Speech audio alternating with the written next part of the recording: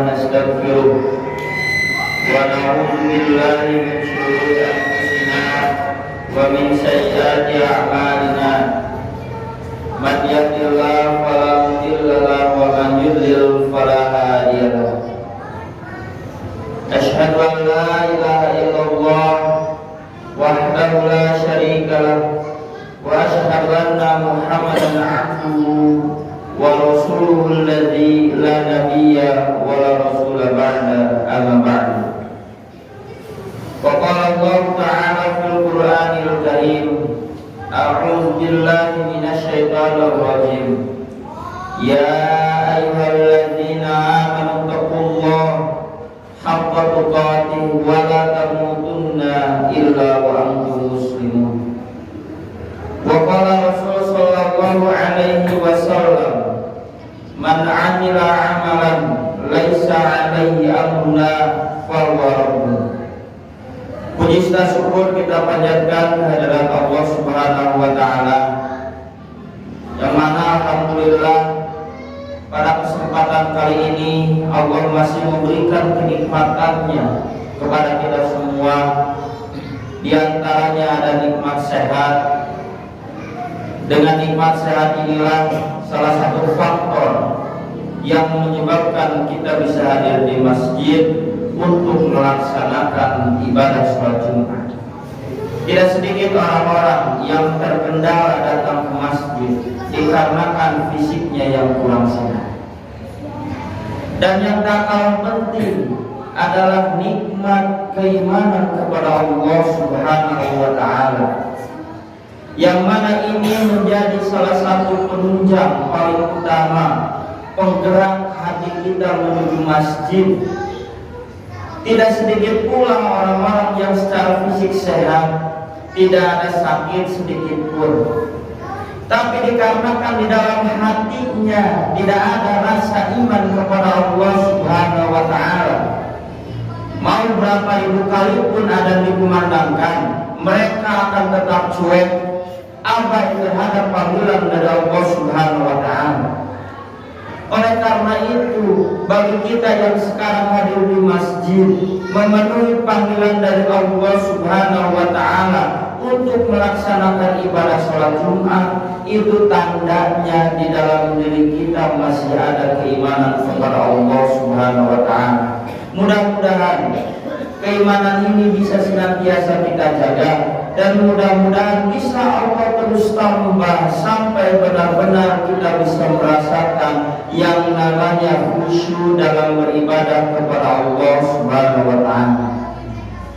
Iwan keiman rahimakumullah, di dalam Sunan Abu Dawud dijelaskan, lamma khalaqallahu jannata wan nara, tatkala Allah menciptakan surga dan neraka, arsala Jibril, Allah pun mengutus malaikat Jibril. Jadi yang pertama kali makhluk Allah yang tahu bagaimana surga dan neraka itu bukan manusia, bukan jin, tapi malaikat. Itu pun malaikat Jibril.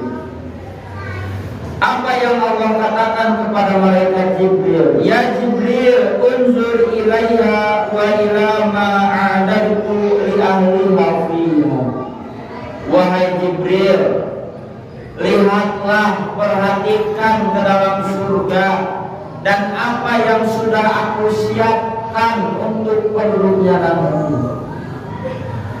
Di antara yang sudah disiapkan oleh Allah Subhanahu wa taala di surga, tajri min tahtihal anhar, mengalir di bawahnya sungai-sungai. Bukan hanya satu sungai, tapi banyak.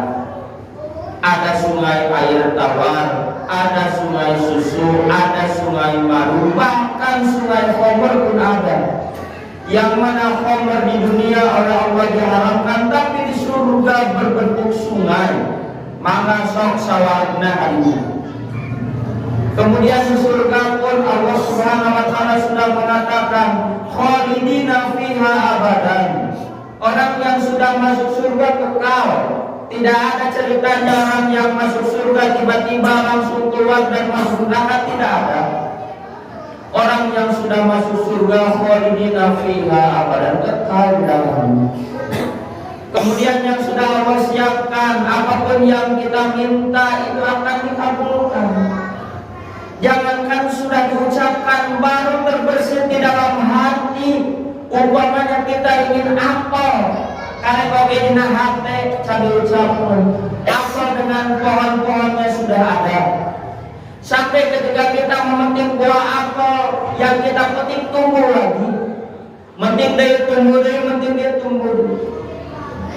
Orang yang sudah masuk surga tidak akan ada istilah beribadah lagi, karena yang namanya beribadah, sholat, zakat, saum dan yang lainnya itu hanya berlaku di dunia.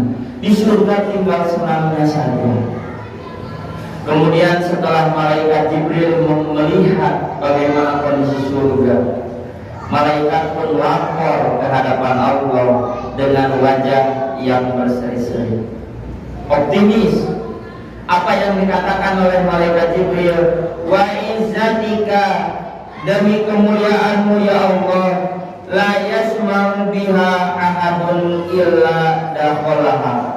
Tidak ada seorang pun yang mendengar berita tentang surga kecuali dia masuk ke dalamnya.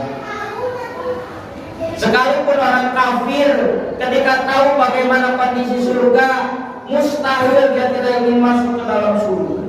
Apalagi umat Islam ketika mendengar di surga banyak sungai-sungai, kemudian di surga apa yang kita minta langsung dikabulkan, pasti ingin masuk ke dalamnya.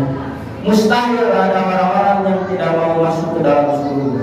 Maka di sini malaikat Jibril optimis. Semua orang menginginkan surga dan semua orang mayoritas akan masuk surga. Ketika mendengar laporan dari malaikat Jibril, fa'amara biha fa'ujibat bil makarih. Kemudian Allah memerintahkan untuk membentengi, mempagari surga dengan al-makari. Setelah dibentengi dengan al-makari, malaikat Jibril pun diperintahkan oleh Allah untuk melihat yang kedua kali. Sekarang malaikat Jibril lihat kembali bagaimana kondisi surga. Setelah melihat bagaimana kondisi surga yang sudah dibentengi dengan al-makari, akhirnya malaikat Jibril pun lapor lagi kepada Allah dengan wajah yang ketakutan. Yang pertama berseri-seri, optimis, semua masuk surga. Sedangkan yang kedua kali ternyata lapor dengan wajah yang ketakutan. Apa yang dikatakan oleh malaikat Jibril, wa izzatika qad khasyitu alla yadkhulaha ahad. Demi kemuliaanmu ya Allah, sungguh aku benar-benar takut tidak ada seorang pun yang bisa memasukinya. Upami saur santri ayeuna minaqot huruf qad teh hartosna tauhid, penguat arti. Ketika malaikat Jibril mengatakan khasyitu, aku takut, sebetulnya itu sudah cukup. Tapi karena ketakutan malaikat Jibril berlebih, akhirnya menggunakan qad, betul-betul malaikat Jibril takut. Qad khasyitu alla yadkhulaha ahad. Sungguh aku benar-benar takut tidak ada seorang pun yang bisa memasuki surga. Kenapa? Yang pertama kali malaikat Jibril optimis, sedangkan yang kedua kali justru ketakutan dan pesimis. Ternyata jawabannya karena surga dibentengi dengan al-makari. Apa itu al-makari? Kata para ulama, yang disebut dengan al-makari adalah sesuatu yang tidak disenangi oleh manusia, berupa ibadah-ibadah kepada Allah. Ketika sholat disenangi oleh manusia, tidak ada ceritanya sholat subuh saf kosong. Ketika yang namanya saum disenangi oleh manusia, tidak mungkin ada orang yang sengaja batal. Ketika zakat disenangi oleh manusia, tidak mungkin ada orang yang sengaja tidak mau membayar zakat. Maka inilah yang disebut dengan al-makarim. Ketika kita mampu menahan rasa ngantuk ketika sholat subuh, ingat itu adalah al-makarim. Hakikatnya kita sedang mendobrak benteng surga. Ketika kita malas melakukan ibadah sholat zuhur, asar, maghrib, dan isya, ingat bahwa itu adalah al-makarim. Ketika kita melakukannya, hakikatnya kita sedang mendobrak pintu surga dan diri kita ingin dimasukkan oleh Allah ke dalam surga. Barakallahu li wa lakum. Malaikat Jibril diperintahkan melihat surga sampai 2 kali. Akhirnya Allah pun memerintahkan kepada malaikat Jibril untuk melihat neraka. Idhab ilan nar fanzur ilaiha wa ila ma'adatu li ahliha fiha. Sekarang pergilah kamu malaikat Jibril ke neraka dan perhatikan apa yang sudah aku persiapkan untuk penduduknya nanti. Tidak lain di neraka ada yang disebut dengan gislin. Gislin itu darah yang bercampur dengan nanah. Kata Allah dalam Al-Quran, la yakuluna illal khati'un. Tidak akan ada yang memakan gislin kecuali orang-orang yang berdosa. Kemudian di neraka pun sudah disediakan banyak makanan-makanan dari api, dari nanah dan seterusnya. Ketika si A lapar, kemudian si B pun lapar, meminta makanan dan minuman ke penduduk surga, kata Allah haram makanan dan minuman yang ada di surga untuk penduduk neraka. Akhirnya si A dengan si B karena rasa lapar yang berlebih saling makan satu sama lain, kanibal. Itu yang terjadi di dalam neraka. Kemudian setelah malaikat Jibril memperhatikan apa yang sudah Allah persiapkan di dalam neraka, lagi-lagi malaikat lapor ke hadapan Allah dengan wajah yang betul-betul optimis, berseri-seri. Apa yang dilaporkan oleh malaikat Jibril kepada Allah, wa izzatika, demi kemuliaan-Mu ya Allah, sesungguhnya tidak ada yang mendengar berita tentang neraka, fayadkhulaha, ia ingin masuk ke dalamnya. Diceritakan neraka kayak jauhnya rupa kanibal. Nanti di neraka ada gislin, banyak hal-hal yang sudah disediakan oleh Allah di dalam api neraka. Ketika itu semua diceritakan kepada orang-orang, mustahil ada orang yang ingin masuk ke dalam neraka. Akhirnya Allah pun memerintahkan malaikat fa'amara biha fahufat bisyahwat, memerintahkan malaikat untuk membentengi, mempagari neraka dengan asyahwat. Lalu malaikat Jibril pun diperintahkan untuk melihat neraka yang kedua kali. Setelah melihat bagaimana kondisi neraka yang kedua kalinya, akhirnya malaikat lapor dengan wajah yang ketakutan lagi. Apa yang dilaporkan oleh malaikat? Wa izzatika, demi kemuliaan-Mu ya Allah, laqad khasyitu an la yanjua minha ahadun illa dakhala.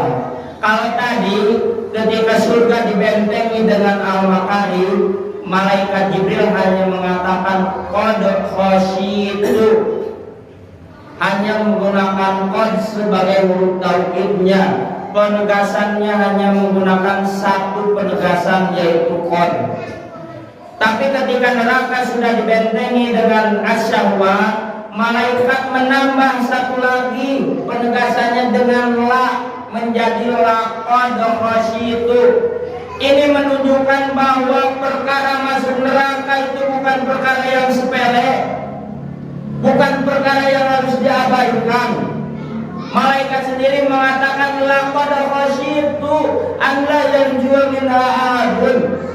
Sungguh aku benar-benar sekarang takut tidak ada orang yang selamat dari api neraka.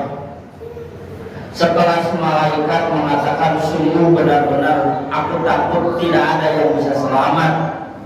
Kenapa? Karena bentengnya asyahwat. Apa itu asyahwat? Kata para ulama, asyahwat adalah kesenangan-kesenangan duniawi yang bisa melupakan kita kepada Allah. Ketika kita lalai melaksanakan sholat, misalkan sholat subuh, karena rasa malas, karena rasa ngantuk, akhirnya kita tidak melaksanakan sholat, itu namanya asyahwat. Ketika Allah mengatakan kita harus menjauhi daging babi, hukumnya haram memakan daging babi, kita malah memakan, itu asyahwat. Ketika Allah mengatakan khamr itu haram, kita malah mendekatinya, malah meminum khamr, itu asyahwat. Ketika Allah mengatakan judi itu haram, kita malah mendekatinya, bahkan kita bermain di sana, itu asyahwat. Hakikatnya walaupun mulut ketika seseorang ditanya kamu mau masuk surga atau neraka, jawabannya pasti mau masuk surga.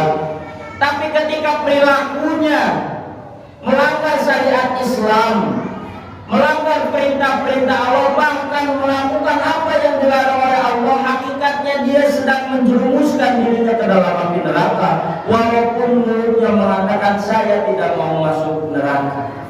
Sebaliknya orang-orang yang mengatakan saya mau masuk surga dibarengi dengan terus melaksanakan perintah Allah, sholatnya dijaga, saumnya dijaga, zakatnya dijaga, sedekahnya rajin. Ini menunjukkan bahwa dia pun hakikatnya sedang menjerumuskan dirinya ke dalam surga. Ikhwatul iman rahimakumullah.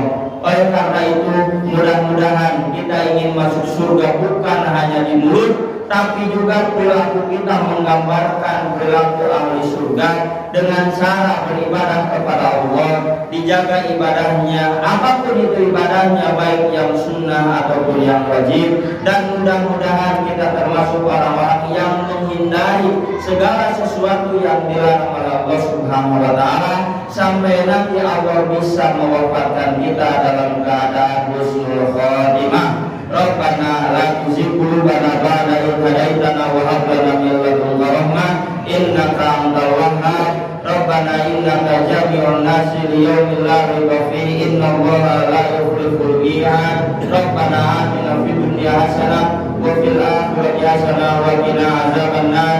Aqulu qouli hadza wa astaghfirullah wa lakum. Wassalamu alaikum warahmatullahi wabarakatuh.